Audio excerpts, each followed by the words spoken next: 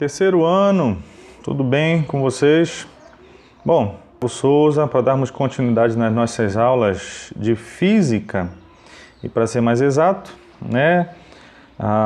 ainda dando as últimas pinceladas na eletrostática, vendo o elétron parado. E hoje nós vamos ver um dispositivo que é muito encontrado em circuitos eletrônicos, certo? Que são os capacitores. Vamos entender o funcionamento deles e ver como funciona a questão de uma associação, ou seja, eu vou juntar alguns capacitores, no caso, de forma seriada, tá? Então, enfileirada, vamos dizer assim. O segundo bimestre está aí, tá, pessoal? Então, vão compondo. Essa aqui não é a primeira aula do segundo bimestre, tá? Já tem material para trás. Então, vamos nos agilizar aí, porque esse conhecimento é importantíssimo para vocês. Bora lá. Primeiro, bora conversar sobre um termo que é chamado capacitância. Essa imagem, acho que dificilmente alguém nunca tenha visto essa imagem, né? Talvez você não saiba o nome desse dispositivo que está na mão desse profissional da saúde aí, que é o desfibrilador.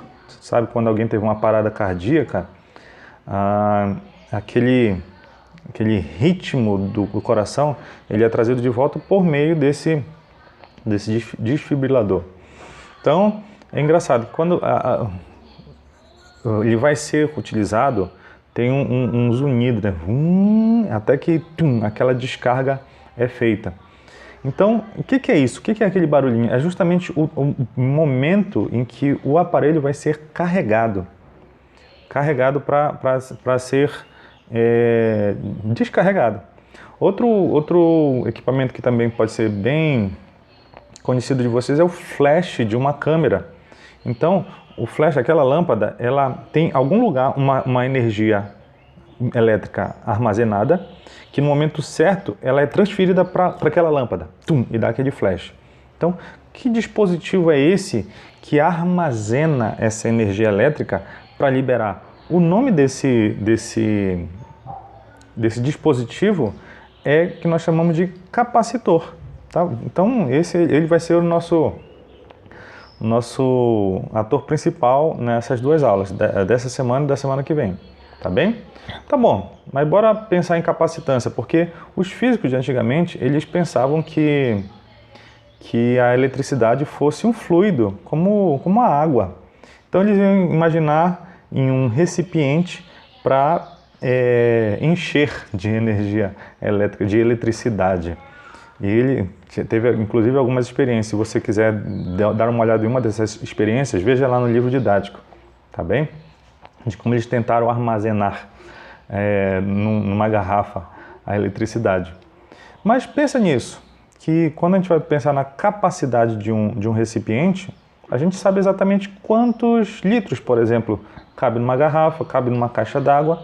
E na parte elétrica, não vamos dizer que não seja a mesma ideia. Então, imaginou-se que vamos carregar uma esfera, por exemplo, como a gente estava vendo logo no início de eletrostática. Vamos carregar com uma carga Q. Então, eles carregaram com uma carga Q, aquela esfera, e perceberam que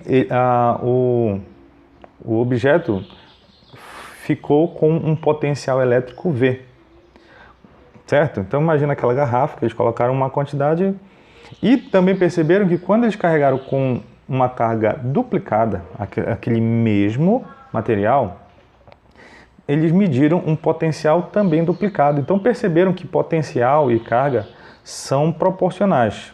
Bom, então para transformar uma proporcionalidade em uma igualdade, eu preciso de uma constante. Então, eles definiram o que nós chamamos de capacitância, ou seja, o quanto que aquele material é capaz de armazenar. Então, essa daqui vai ser a nossa... Na verdade, deixa eu... Essa fórmula é interessante, porque eu lembro do comando vermelho, tá? Então, a carga, comando vermelho. Ah, tá bom. Eu vou usar essa aqui mesmo, depois eu refaço ela então. Então nós temos aqui algumas unidades conhecidas, algumas grandezas, perdão. Esse aqui é o potencial elétrico, que nós vimos na aula passada. Na verdade estamos vendo, né? Que é em volts. Temos aqui a carga elétrica, que é em coulomb, e temos por fim a capacitância. E se você for perceber, aqui a carga é coulomb. Se eu pegar o potencial elétrico que é em volt e passar dividindo, a gente vai perceber que, deixa eu mudar para preto, que a capacitância, a unidade de capacitância, ou capacidade elétrica também, vai ficar uma unidade de carga, que é coulomb, por uma unidade de potencial, que no caso vai ser volt. Coulomb por volt, eu tenho um nome. Por que eu não coloquei ali em cima ainda? Aqui é a capacitância.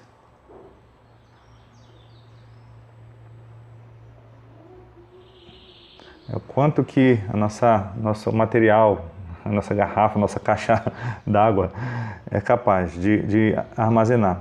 Pois é, agora, coulomb por volt, nós temos um nome para isso, que é Farad. Deixa eu colocar aqui, olha, Farad, que é mais um dos físicos, certo? Então, se você achar um número, uma grandeza com a unidade Farad, isso é capacitância. E aqui nós vamos trabalhar com todos aqueles submúltiplos, microfarad, nanofarad, tá? Faça a revisão lá, mas acho que uma hora dessa você já está cansado, já sabe tudo isso de cabeça. Muito bem. Bora ver então aqui, conhecer quem é esse indivíduo, o nosso capacitor. Tá aqui, ó. Se você desmontar um circuito eletrônico aí, tem chance de você encontrar tipo um cilindrozinho com duas perninhas. Esse indivíduo é o capacitor. Só tem esse formato? Não, não, não. Nós temos em formato de esfera, nós temos ele plano, tá?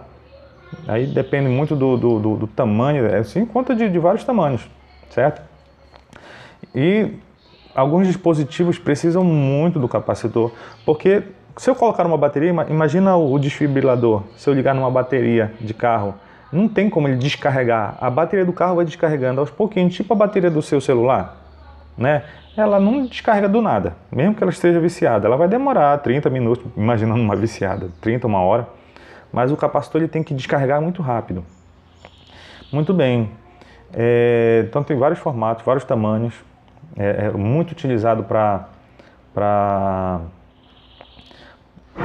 retificar a energia.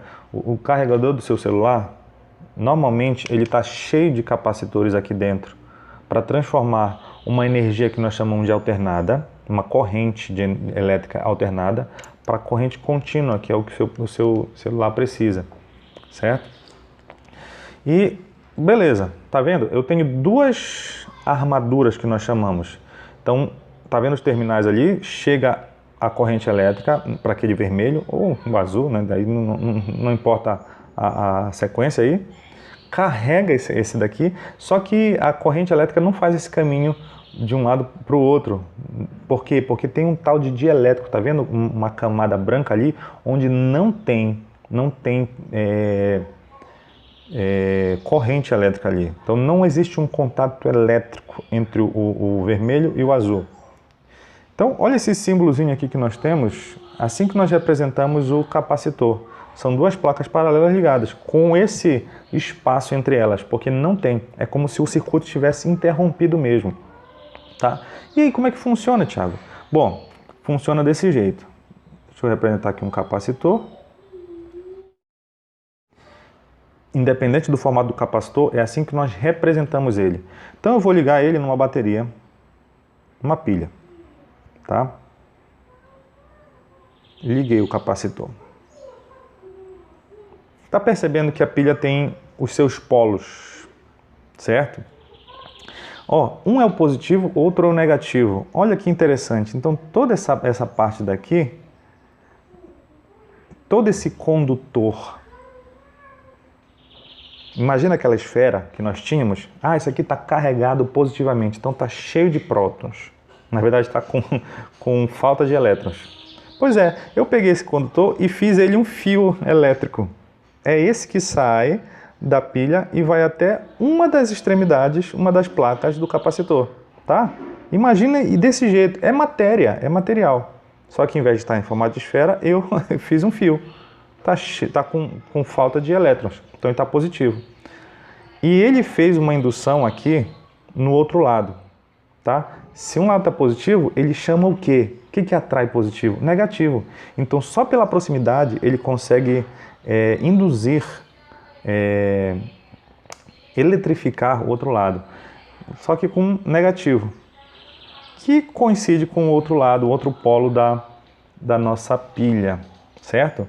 Então, essa disposição aí é que que induz no outro lado para que a energia consiga passar, certo?